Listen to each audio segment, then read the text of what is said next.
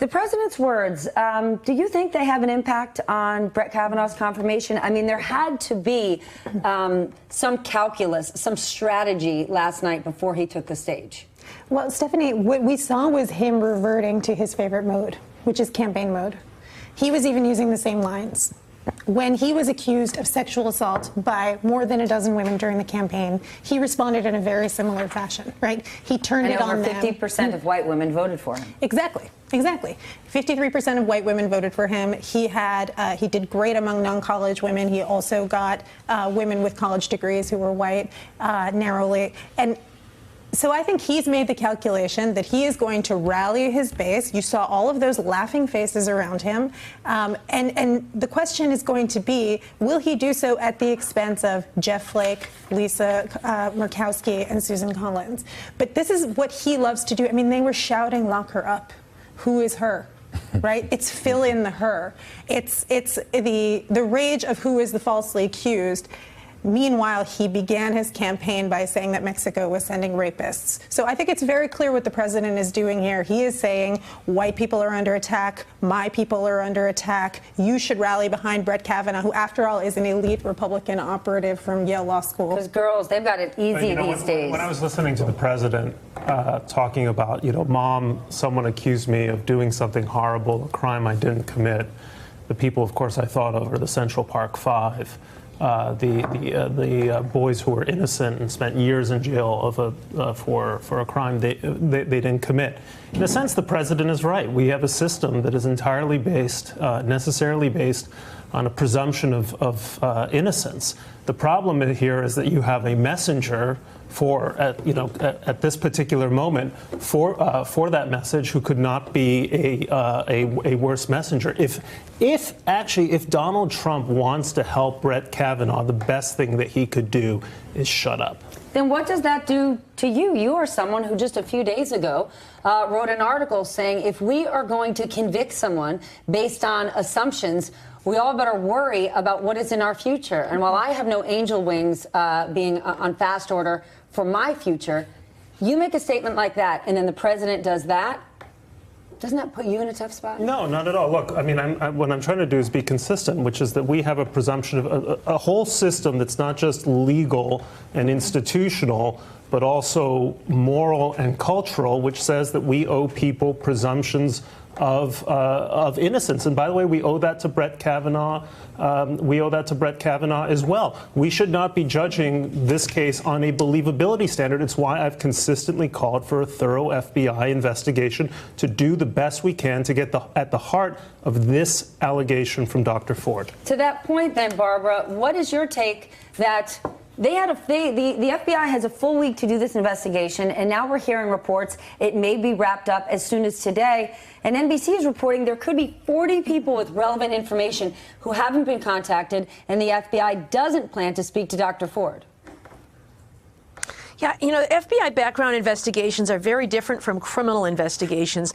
And the White House actually does get to control the parameters of that. And so if they limit the FBI to who they can talk to or the number of people they can talk to, and we know they've limited the time frame, then they can really, in some ways, even control the outcome. And so my concern is that if in interviewing this small subset of people, they don't find anything additional that is significant, they'll reach their conclusion, and they will hide behind the fig leaf of an FBI investigation. Ordinarily, the FBI is tasked with investigating a topic and not talking to specific people. If the terms of who they can talk to is artificially limited in that way, then I don't know that we can really trust the integrity of the outcome of it. And I think what worries me the most is, so if there's a vote and he is confirmed, Brett Kavanaugh and the Supreme Court will forever have an asterisk next to their name if we aren't satisfied that investigation was complete. And you can bet that in the coming weeks and months, all of those 20 people who are not contacted by the FBI will be giving media interviews. So the public's going to hear those stories. But let's be honest. Let's say he gets confirmed and has an asterisk next to his name. Clarence Thomas has an asterisk next to his name, and he still keep on trucking.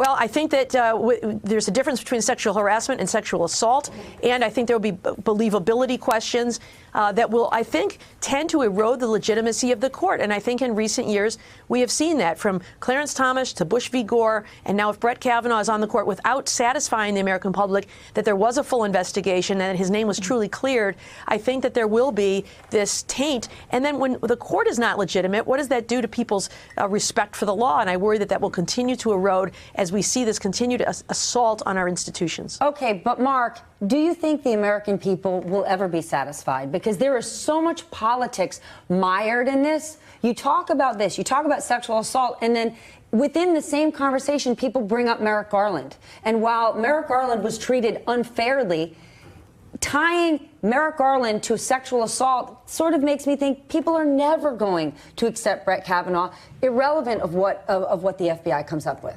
Well, I think people, relatively speaking, accepted Neil Gorsuch. We wouldn't be having this conversation if there weren't these allegations against Brett Kavanaugh. I mean, people weren't exactly elated about Neil Gorsuch. Merrick Garland was immediately relevant to that because they got someone in and blocked President Obama's nominee. But, you know, I think, too, 2018 is also very different from 1991. People are more aware of what these types of allegations mean. People are more aware, more knowledgeable about harassment culture and rape culture. I think, and I agree with what Aaron said about what Trump is trying to do in terms of rallying the base. He has nothing else to lose. Even if he loses a confirmation, they'll try to keep that base riled up around that issue going into November because he knows he's in serious political jeopardy in the midterms. But I never put a lot of faith myself in the FBI investigation. I just didn't. I was always concerned about that. And now that concern is validated, that we're hearing that the investigation may be over today and that they did not interview as many witnesses as they should have. I don't see how under those circumstances there's any way that the group of four that's holding out, Jeff Flake, Collins, Murkowski, and Manchin, can go forward with this because there's still too much stuff out there. There's still too much stuff out there, and there's also political polls that they're looking at every day. So if you're focused on political polls and how the country feels about Brett Kavanaugh, then they're really not interested in getting to the bottom of these sexual assault claims. I want to share what the president said earlier on yesterday. I say that it's a very scary time for young men in America when you can be guilty of something that you may not be guilty of. Doesn't necessarily have to be a woman, as everybody says, but somebody could accuse you of something and you're automatically guilty. Do you think there's a lot of men who feel that way right now? Look, I think it's really important that there be neutral processes in which we could evaluate, not just based on who testifies better, not just based on believability.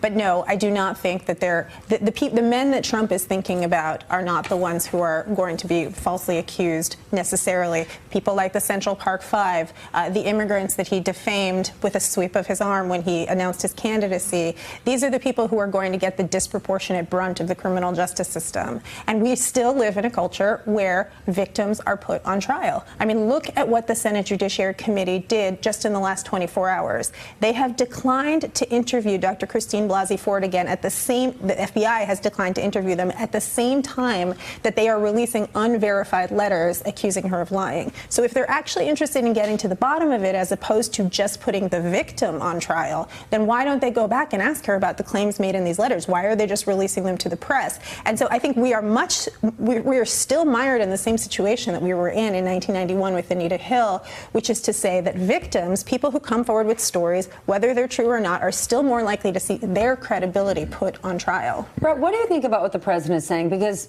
people are saying to me every day, what do you think about your sons? You know, how would you feel if it were them? And that question weighs on me. Look, I think there's some validity to it. And, look, part of the problem that we have with Donald Trump, and I think with every demagogue, is that demagogues don't traffic in outright lies. They traffic in half-truths.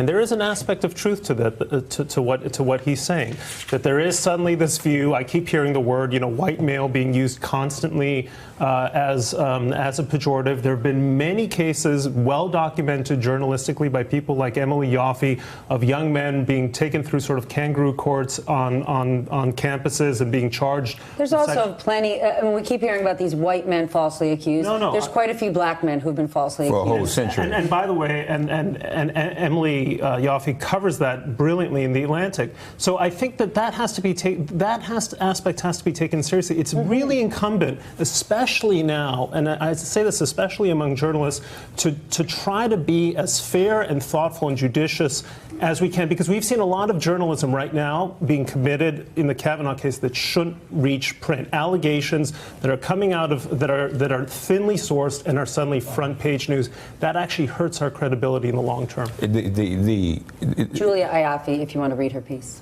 I don't buy into that white male victimization that Trump is talking about.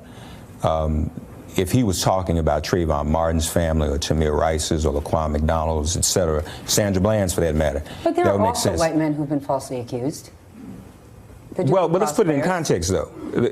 False accused The by whom? Duke lacrosse players were accused of rape. They didn't rape anyone. That's one example out of 100 years. Absolutely, but I'm just saying, if you say Trayvon Martin, I'm also saying. But even they're not equal, and not that you're doing this, but there was a whole industry that blew up even on 4chan behind that case, that was then used to bring some level of false equivalency of white male victimization.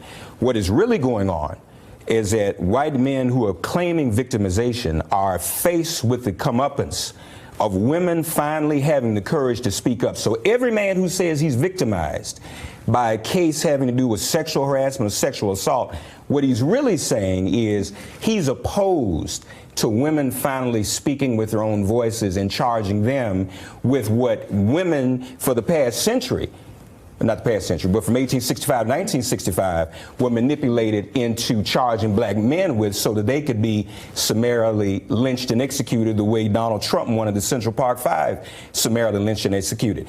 This is a war on the part of the Kavanaughs and the Trumps of the world and their supporters. This is a war against women speaking up and telling the truth. All right, I want to ask you quickly before we go, Barbara, I want to get to some of the facts that are coming out about Kavanaugh. New York Times published a letter, a 1983 letter in which Kavanaugh tells his friends about Beach Week. Remember Beach Week, Ralph? Remember when he said it was about, he got sick from spicy foods, where he says they should warn the neighbors that these guys are, quote, obnoxious drunks and prolific pukers. Now, that might seem like nothing, and for everyone out there who's going, didn't lots of people party in high school and college? How big of a deal is it that Brett Kavanaugh did misrepresent who he was in high school and college? And that's why we're getting this onslaught of information, whether it's letters like this or students. I mean, you had students from Georgetown Prep in the last week come out and say who he represented himself as in that testimony isn't the guy I know. Yeah, I think the big disconnect that we have between people in the debate is, let's remember, this is not a criminal trial. I think people are thinking that, we're presumed innocent and guilt beyond a reasonable doubt. No, this is a job interview. And for someone to lie, especially someone who is going to be an officer of the court, those lies matter. Now, did he lie or not is a matter of fact and needs to be learned. But if he did lie, that's a very big deal in the courtroom. We charge people with crimes for that, for perjury and for false statements. To be the person who is above all of the courts in the land, it's very important. And so I do think it's significant and worthy of investigation. That letter's proof of perjury disqualifies him from the court completely. It is proof because he signed it Bart. It is not. And when he was asked, who is Bart? He said, you have to ask Mark Judge. That's just a fact. Leahy asked him, are you Bart? And he wouldn't acknowledge that he's Bart. It's signed Bart. That's perjury. How is that not perjury? It's an accumulation I of many remember I little was lies. a teenager and I remember boasting about drinking much more than I actually did. How did you sign your name? That's not what Marcus said. I'm not talking about. I'm talking about Listen, he asked his hold name on, is Bart. hold on. Just a second. These letters are not dispositive. Yeah, man, I was so drunk. I was so wasted. I wasn't. And so we should take these letters with a grain of salt. This is why this We have other this examples of fishing privilege. You know what then, expedition Brett? into an adolescent state of mind. Stolen emails. is a Take the dangerous road. I'm Lied with about you. that. Take the letters with a grain of salt, and then when Brett Kavanaugh gets up and testifies, you know what he could say? You know what? Like every other dude in high school, I was full of it. I talked a bigger game than I actually had. But alas, he didn't. He said he just played basketball and went to church. Hey there, I'm Chris Hayes from MSNBC. Thanks for watching MSNBC on YouTube. If you want to keep up to date with the videos we're putting out, you can click subscribe just below me or click over on this list to see lots of other great videos.